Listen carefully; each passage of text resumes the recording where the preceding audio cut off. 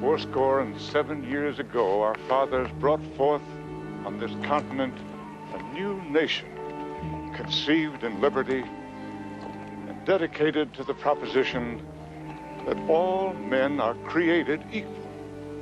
Now we are engaged in a great civil war, testing whether that nation or any nation so conceived and so dedicated can long endure.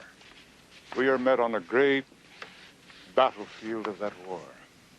We've come to dedicate a portion of that field as a final resting place for those who here gave their lives that that nation might live.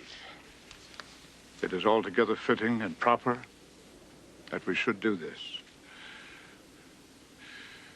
But in a larger sense, we cannot dedicate, we cannot consecrate, we cannot hallow this ground.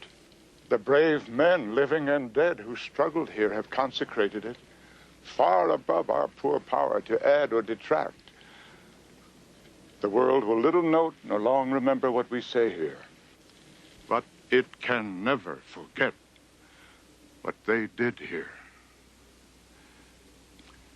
It is for us, the living, rather, to be dedicated here to the unfinished work which they who fought here have thus far so nobly advanced. It is rather for us to be here dedicated to the great task remaining before us, that from these honored dead we take increased devotion to that cause for which they gave the last full measure of devotion, that we here highly resolve that these dead shall not have died in vain, that this nation under God shall have a new birth of freedom, and that government of the people,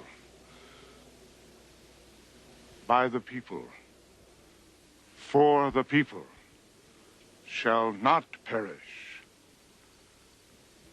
from the earth.